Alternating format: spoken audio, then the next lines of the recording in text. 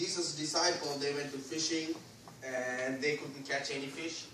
So on the verse 6, and disciples asked, Jesus asking, and the verse 6 is saying, he said unto them,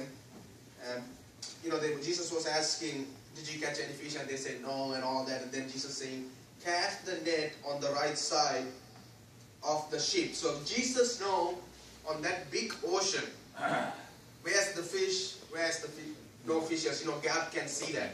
Right, so Jesus saying, throw the fish on the right side, and they caught the big fish. If you all read all that story about coming along, all that verse 1 to all the way that end of chapter, it mostly talk about the miracle that happened and Jesus doing all that. But when I see these verses, I see a little bit different way. What I mean is different way God is saying, nobody can find the deep of the ocean. All the scientists, they try to find the deepest, on the ocean. It's hard to find. You cannot say exactly this is 5 feet, 1,000 feet, difficult to find the deepest. But God knows exactly how deep it is and how many fishes or where to catch the fish. God can tell exactly.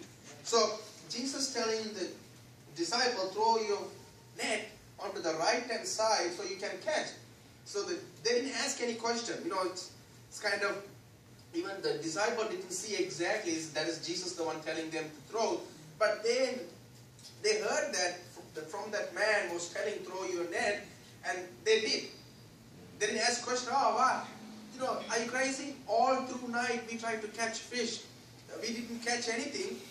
Now we are trying to come to the shore, onto the border, and you telling me to throw the net onto the right side? But they didn't say anything like that. As soon as Jesus said to throw, and they throw the net, and they caught all the fishes. Right. But, for me, it reminds me, in the ocean, I don't know about United States ocean, but Indian Ocean in Sri Lanka, we have all kind of fishes. The names may be different, shark and different names, but I don't know fully all the English names, all the fishes. In Sri Lanka, there are thousands kind of fishes in Sri Lanka. But God saying on here for us, the ocean is kind of, it's like a harvest, ready to, when you go on the field, harvest, that is the kind the ocean is. Fishing, all kind of fish is on the water, always alive, always is ready. If somebody wanted to catch me, sometimes we think fishes are dumb, when you try to come and they try to get the bite and they comes like that. So fishes is always available. They are ready to catch, but we need to find exactly where is the fishes, how to throw the net or how to throw the fishing pole. We need to know all that. Fishes always in the water. We cannot say, well, this big ocean, there's no fish I can find. Well, there's a waste of time if I go try to catch any fish. You cannot say that, because no matter what, there's always, we tell the seasons, this season we don't need to go and catch fishes because this season fishes are not there. People make that type of decision, but always fishes are in the water. No matter what, always fishes are in the water. But God's saying, the harvest is ready. If you turn with me, book of Luke, chapter 10. Luke chapter 10, verse 2. Luke chapter 10, verse 2. Bible saying, therefore, said he unto them, the harvest truly is great, but the labors are few.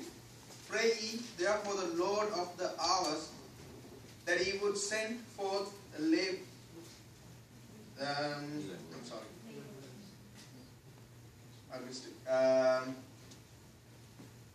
Let me come at the beginning again. Therefore said he unto them, the harvest truly is great, but the labors are few. Pray ye therefore the Lord of the harvest, that he would send forth laborers into his harvest.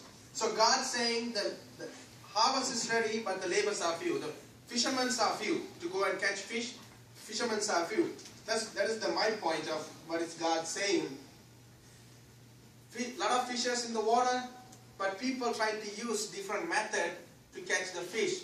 Because some fish, I don't know about here, in Sri Lanka you can catch fish with anything. Because I said, fish love to eat anything. Sometimes you throw the worms, they come and eat. Sometimes, bread, if you take the bread and middle piece of that, like fish will be eating in Sri Lanka. They will eat anything like a fish, like small fishes. If you cut small fishes and throw anything that you put on your hook, and they will try to catch. So sometimes you can catch fish with fishing pole. Okay, you need to figure out, okay, how can I catch this fish? Sometimes people throw, there's a fish, I don't know about, I never seen it here. In Sri Lanka there's a throwing net. That net is just, when you throw, it goes in a circle and drop. When you start to pull, it get together and all comes in that, whatever you catch in that. So in Sri Lanka, people catch that way. Some people, they get into the water, into the lake or river, they get in, tie the net and walk all the way and cross the other side, and they tie, and then they take a big stick and they bang onto the water, so all the fish get scared and they run into the net and they catch all like that. So people use different methods to catch the fish. So when I'm seeing this way, God is speaking to me like this. People like that. People all different.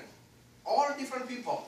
Sri Lankan people, I'm Sri Lankan, and Sri Lankan have different Sri Lankan people. And all around the world, people are different. Some people like straight, direct gospel. When you try to give the directly gospel, people will realize, wow, I'm a sinner, yes, I need to be born again. So they will accept that way. Some people, when you try to go and give the direct gospel, they won't listen. Sometimes they will say, no, this is not right. So I'm not saying gospel is one. Gospel is one, but people are different. So we have to go in their way to catch. Sometimes it works for me in Sri Lanka because they are religious people. So when you go trying to go with the religious, they won't take it. So it worked for me. I went and told my testimony, what happened to me.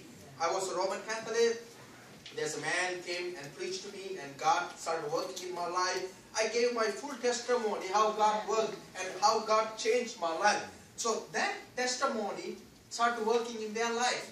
The people's life, they said, wow, there's a few people I remember, and they came to me and said, I was giving my testimony, and through that testimony, I able to go through gospel and give the gospel to them. So there's an easy way I found them, so I can catch where they are coming from.